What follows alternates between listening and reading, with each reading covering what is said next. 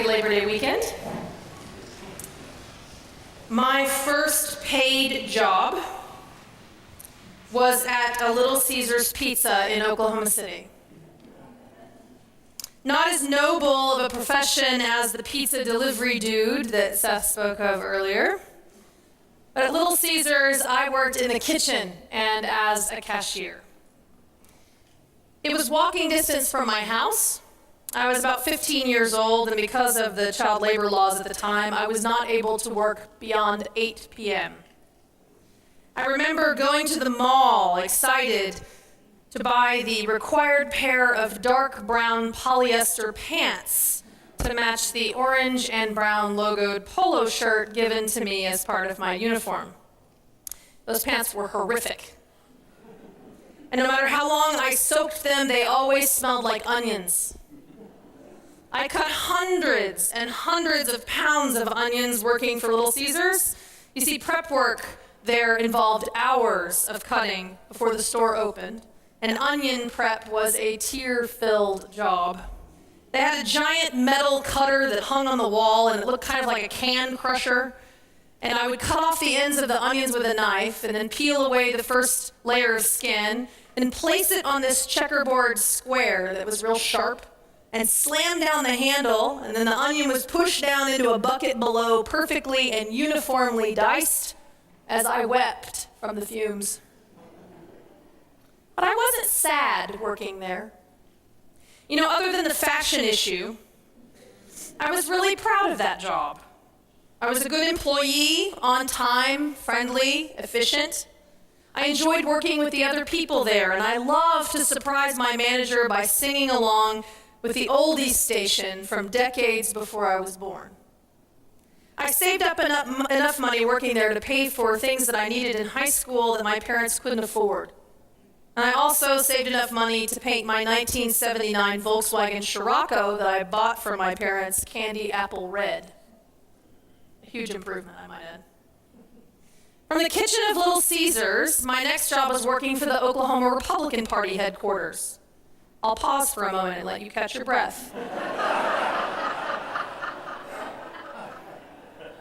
Everybody breathing again? Okay. I was, in fact, a telemarketer for the Oklahoma Republican Party, and I worked very hard at that, too. In my time there, I was one of the highest grossing telemarketers and raised almost $100,000 in less than 2 years.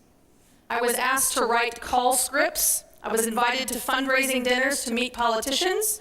And because of that work, I was later hired as the youngest chair of an Oklahoma gubernatorial fundraising campaign at the age of 19.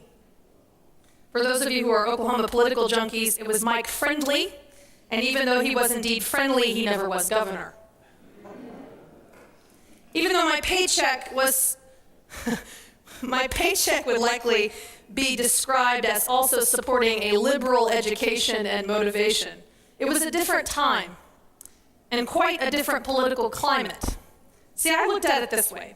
I was calling Oklahomans who happened to be registered as Republicans, and there were a lot of them, and asking them to support their party. For me, it was just supporting the political process. I'm not even sure that the Democrats were hiring at the time, and I made more money than working at Little Caesars. I didn't have to wear brown polyester pants to work, and slowly and surely, I stopped smelling like onions. I stopped working for the Republican Party headquarters when the environment of the call center became too unpleasant, and when the words liberal cronies showed up on one of my call scripts. They had crossed the line. Since my telemarketing days, I have been a lifeguard. I have sold prepaid legal insurance.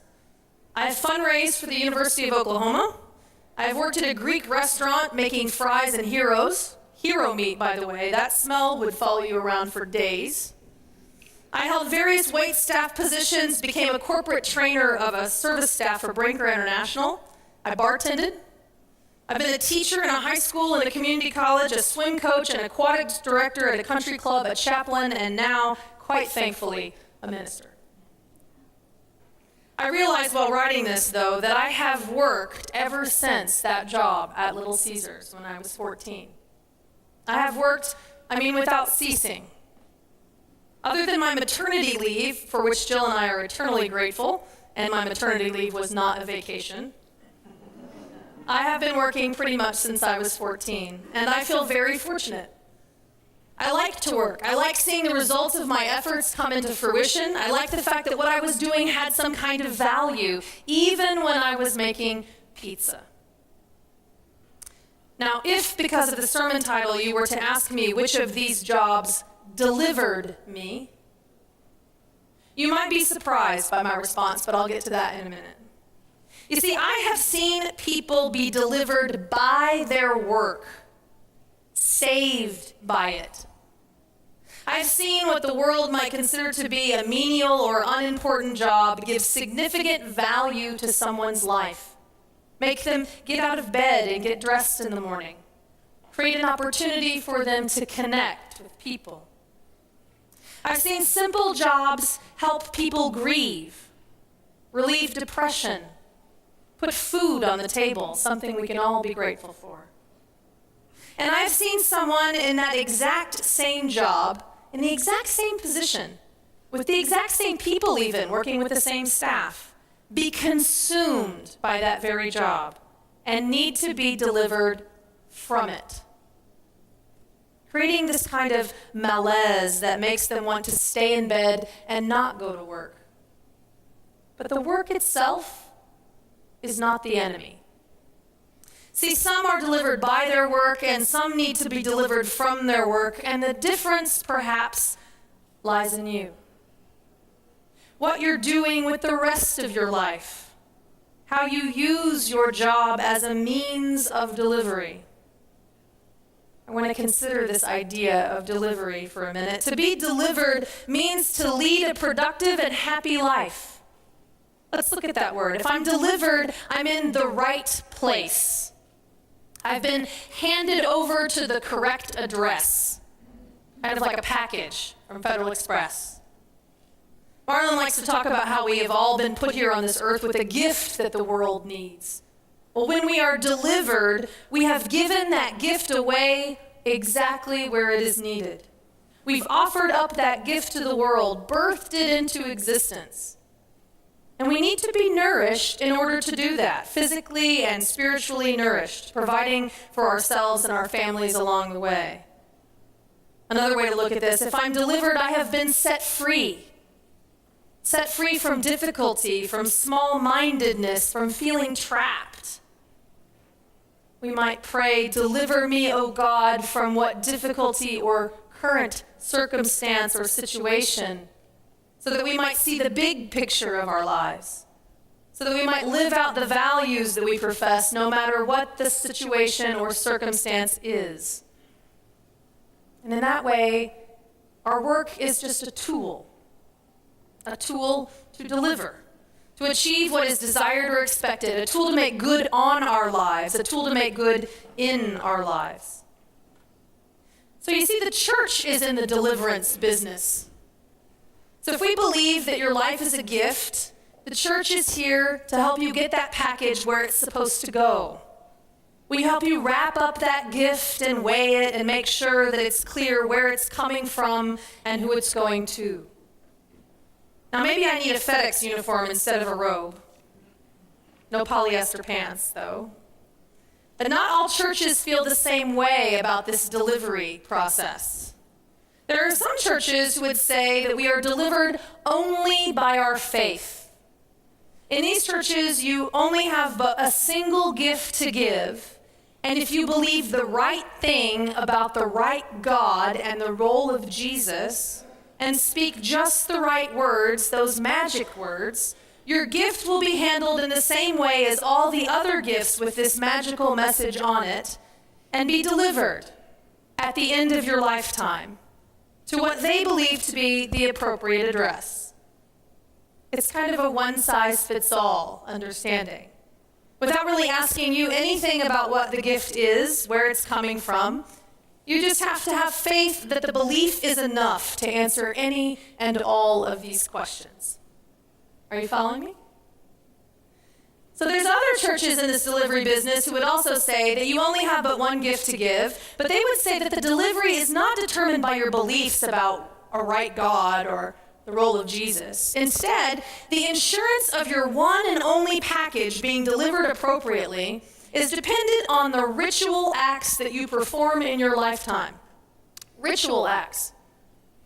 If you do the correct rituals, like being immersed or sprinkled at just the right time, or participate in communion, for example, your package will be delivered at the end of your life. For these churches, it's not about the value of the gift or the package, or whether or not you have the correct postage. It's as though the delivery of your package was determined by whether or not you hand the package over with your left hand or your right. It's a little too arbitrary for me. So what about our delivery process? What about us? In our free faith, there are two different yet complementary opinions about our deliverance. On the Unitarian side of our tradition, our deliverance is determined by our character, by living well and justly. We assume that you have many gifts to give over the course of your lifetime and that they all count. Your character is made up of daily packages, so you might need to get a post office box here at the church. Each is wrapped carefully and sent with intention, indicating clearly where they are coming from and where they are going. Weighed and measured and sent with the appropriate postage and a confirmation of receipt. Our delivery is even sent express so that they arrive during our lifetime and not only after our lives are over. Sound good? You're so quiet. From the Universalist side of our heritage, we can assure you that our delivery is guaranteed. All packages will end up exactly where they are supposed to go. It's like God works in the mailroom, sorting through our lives, adding the missing zip codes we forgot to write, or even rerouting the package to a forwarded address, taking care of the extra postage, rewrapping the boxes that were damaged in transit, carefully ensuring that each and every gift arrives at the proper destination. Are you with me? Okay. Wow. Y'all been working too hard.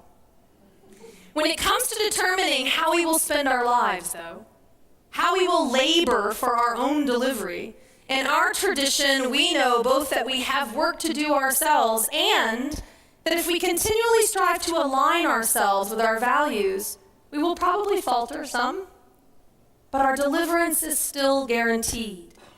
You see, we need both understandings of our free faith, the work that delivers us now and the work that delivers us in the end. Now, I talk to people all the time about how they can best deliver their gifts, and most of the questions are some version of these. Am I in the right job? How do I survive in a job I don't like, but I feel that I have to stay in order to support my family? Should I quit the high-paying job and work for less money doing X, whatever it happens to be? Or how can I find work that is fulfilling? One thing I can say is that your job alone will likely not deliver you. It will also take your relationships, your family, your friends, your hobbies, your connection to something bigger. Even the ministry can become something that takes away from life. If I'm not balanced in my own family life, if I don't have some kind of physical exertion, if I don't have accomplishable tasks. So should you quit your job and become a minister or a teacher or a therapist or a social worker or an artist? Well, if that job is unethical and goes against your values or feeds off the marrow of your life, then yes. But what has become clear to me over the years in these conversations about whether or not to leave a job or how to find fulfillment in one's work is that everyone needs some kind of work. Everyone needs to labor. And that work does, in fact, deliver, but we have to have a certain kind of work in order for that to happen. The labor that takes a lifetime to work on, or what we might call God's work, work that you may never see finished, working towards justice, bringing more love in the world, building the promised land, work that is completed on the slow boat delivery track of the Spirit, progress that might take a lifetime. We need that kind of work. And we also need work that is on an express delivery track, tasks that we can see realized in our own lifetime. So whether you work for money and use your financial resources to change the world, or work for flexibility and give your time to help make change, or dedicate your life to a job that inherently makes a difference, you still need to have both. So when people come to me to sort out whether or not they can stay in their current job, I look at a couple of things. I think that any job can work for you if it has some of the following elements. Does it challenge you? Does it make you stretch without feeling defeated? Does it offer clear goals? Does it provide unambiguous feedback? And does it offer you a sense of control? You see, happiness in our work life, whether it's paid or unpaid, depends on having some combination of these things in our lives. But not every job needs to have all of them. We can compromise if they're not present in our job. We just need to find a way to have those things in our lives somewhere else. We need to find work outside of our job that can offer those things to us: challenge, clear goals, direct feedback, and some sort of sense of control. There's an article in The Economist this month that suggests that the range of jobs that meet all of those requirements is actually really wide. And they include jobs that you might not expect. Like, for example, hairdressers report that they fire clients who treat them poorly so that they can have some control. And janitors say that they often get feedback from people who are happy that the floors are clean. On the other hand, lawyers report having very little control over their goals, since the clients frequently change them, and they have little control over outcome because they are beholden to a judge or a jury or an ambiguous law. That would be the same kind of trouble for ministers and social workers and teachers and the like. So to the unhappy hairdresser, I would say, fire your mean clients and find something in your off time to contribute to your spirit work, to be part of manifesting your values into the world. And to the lawyer, I would say, in order for them to survive and remain in their job, they need a place in their life where they can contribute to the world and find a more immediate sense of accomplishment and control. Most of you know that my partner's a lawyer, and her balance comes from baking regularly and giving the fruits of her baking, or the bread and pies, to those who have had a bad week. It gives her a sense of control and some creativity and contributing to something larger than herself. I once heard a grandmother at a wedding that I was performing offer some interesting advice to her granddaughter who was getting married. And it's got some deep wisdom buried in it, but hang in there for a second because it may not seem that way at first. She said, when you're unhappy in your relationship, work so hard at cleaning and scrubbing the house that by the end of the day, those problems will no longer matter. Now, one view of this advice is that she will be so exhausted that she won't care anymore. Now, that's workaholism. If you work in order to avoid conflict, to bury it, then your relationship will suffer. And frankly, the world suffers too, because you're damaging that package in transit. Now, another way this advice is no good is that if you're cleaning the house and cursing your partner the entire time because they aren't there helping, then you might, in fact, make your relationship problems worse, cloaking them in resentment. But taking another way, if you're cleaning house, doing physical labor to gain clarity and perspective on the issues, in a more Buddhist sense of work, if you're cleaning the house to be present in the moment, to have an accomplishable task in the midst of a lifelong task of working on your primary relationship, then her grandmother was right. While you are cleaning, you can dust and scrub and take inventory on what your part was in the conflict and what was most important. So that a job cannot make you happy, even if you wish it could, but it might help save you. People report that in times of extreme negativism and sadness, depression, poverty, or complete lack of connection to the world, a job has, in fact, saved them. Work can rescue a dangerously unhappy life by providing a routine, a connection to other people, and the feeling of contributing to the world. Marge Piercy describes the intersection of that spiritual and physical work beautifully in her poem, To Be of Use. She says, "The people I love the best jump into work head first without dallying in the shallows and swim off with sure strokes almost out of sight. They seem to be natives of that element, like black, sleek heads of seals bouncing like half-submerged balls." She says, "I love people who harness themselves, an ox to a heavy cart, who pull like the water buffalo with massive patience, who strain in the mud and the muck to move things forward, who do what has to be done again and again." She says, "I want to be with people who submerge in the task, who go into the fields to harvest and work in a row and pass the bags along, who stand in the line and haul in their places, who are not parlor generals and field deserters, but move in a common rhythm when the food must come in or the fire be put out. The work of the world is as common as mud. Botched, it smears the hands and crumbles to dust. But the thing worth doing well done has a shape that satisfies, clean and evident.